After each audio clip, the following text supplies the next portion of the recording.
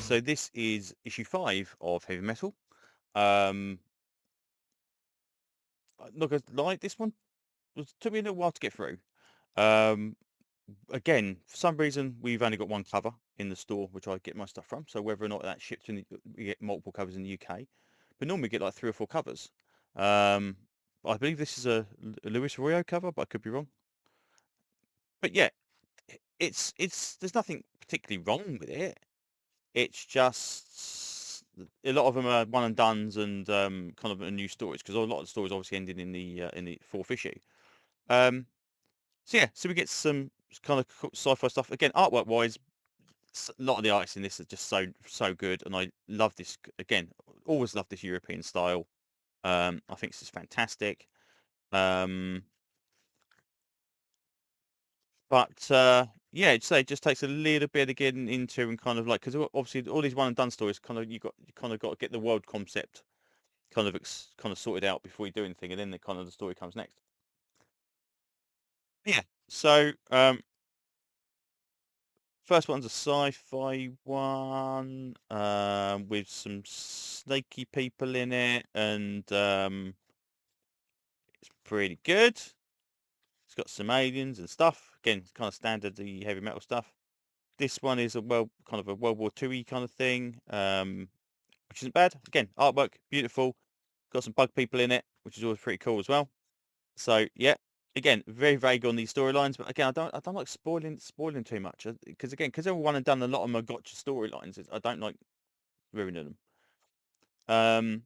Trolls of Tarnine, which is the Gladiatrix one, it carries on. She's still trying to escape from hell effectively, and she's got this companion with her, and she's basically just fighting through that. And again, this is kind of a little bit more comic-y, American comic-y. But I don't know. It reminds me a lot of Simonson and kind of his Thor run. I don't know why, but it does. So yeah, that's not too bad. Another one of these short-term memory things, which is kind of one of these weird things, a bit like the one that had the cube last couple of issues ago. Um, about kind of a guy effectively getting confused with the story he's watching on as a movie. Then we get the guy with the what's it called, grindstone, or it's called millstone. That's the one, and that's pretty good. Again, artwork fantastic. We're progressing the story along now. We're actually seeing some stuff happen. He's now kind of hopefully meeting up with kind of like the person who's kind of causing all the issues with himself and the little ghost girl that kind of hangs around with him as well. So that's pretty decent. Noir Horizon is again, artwork is absolutely fantastic. Love this artwork. Um, but that is pretty good as well. But again, more bugs, more aliens, more science fictiony stuff. Um, but yeah, artwork fantastic.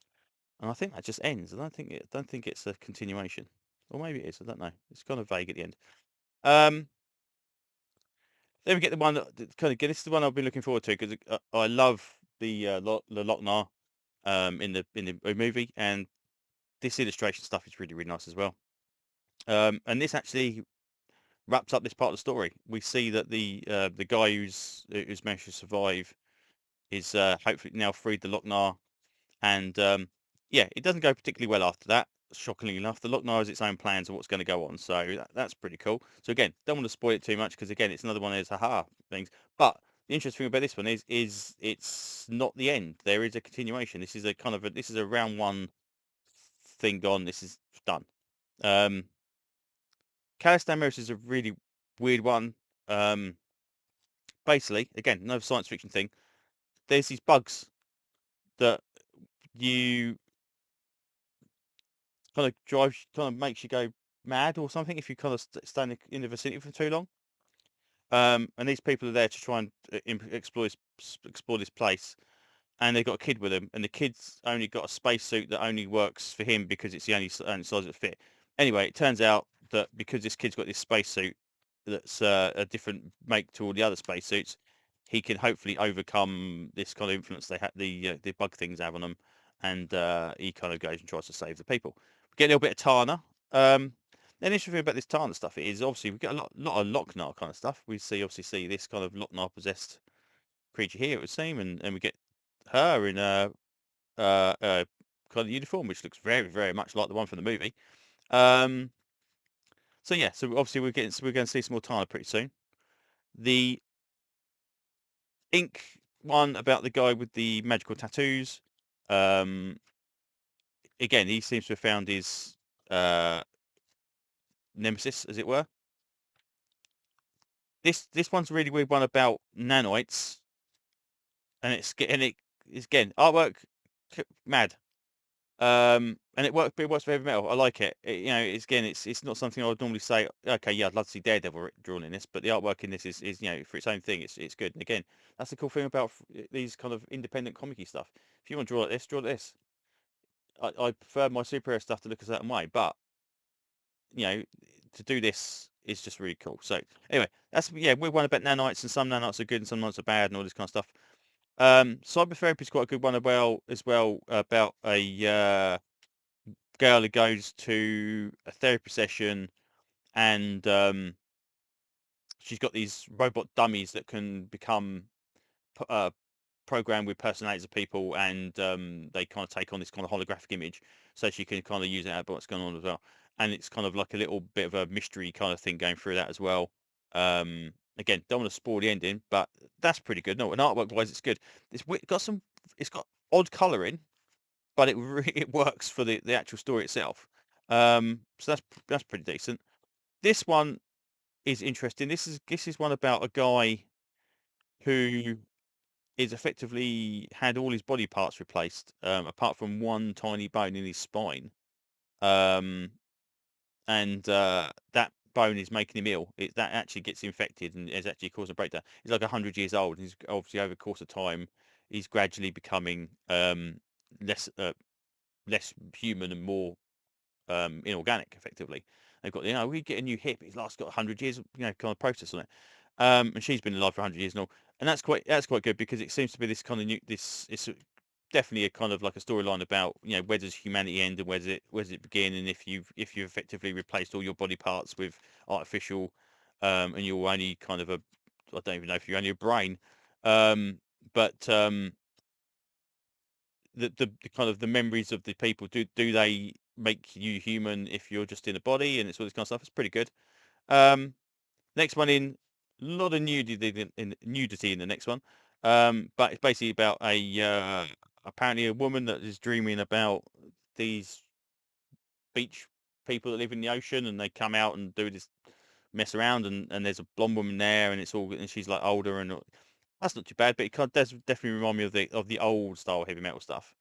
Um, a story about, it would appear, about robot breakdancers, um, which is odd. Um, Grand Dragon Slayer is about um, a guy going after a dragon, and he's got basically like a little history thing about him meeting up with the woman on there, and they're basically arguing over the egg, and they say, okay, well, why don't we share the profits on this egg and all this kind of stuff as well. And that's pretty cool. And again, but it does feel very world buildy. It doesn't. The actual storyline is like very, very small, um, and kind of like self-contained. But the actual world building stuff. So again, it's like, is this going to be the first of many, or is this going to be it? But it does definitely seem to suggest to me that this is something that could be expanded upon. But we'll see. Um, and then they get this one about face value. Again, artwork is very, very nice. And we get to see this woman who's apparently is like doing advertising and all this kind of stuff, and you get this kind of fake heavy metal cover at the end of it, which is really, really cool. Um, but yeah, so that's pretty much it, really. So yeah, all in all, decent stuff. Again, it takes me a few sittings to get through this, mainly because a lot of the stuff is one and done, and um, like, you have to kind of take it in. There's probably a lot more concentration trying to actually kind of absorb. Right, okay, that means that. That means that. So it does take a little while to kind of get through it all. But again, heavy metal was always pretty decent, and I still think this is keeping up the standards. And I'm again, as I said before with the previous issues, I'm really happy that we are back now with having more. European artists in it rather than what seemed to be at the end of the last iteration, where a lot of regular comic people would come over and kind of do their thing, which again they're allowed to do. But I mean, you've got the benefit of having, a profile. Say if someone like Jeff Johns wants to write something, completely off the wall, he could probably kickstart it or write it for an independent, and now people would buy it. These people in here, outside of Europe, I would say they're probably not particularly well known, and the idea of gathering all that together in one magazine is kind of the only way you'll know about them. I mean, I wouldn't know about Mobius probably before, unless I like Red Heavy Metal. I wouldn't know about even Corbin and all that kind of people. So I prefer it when it's more European, if for nothing else, because the art style.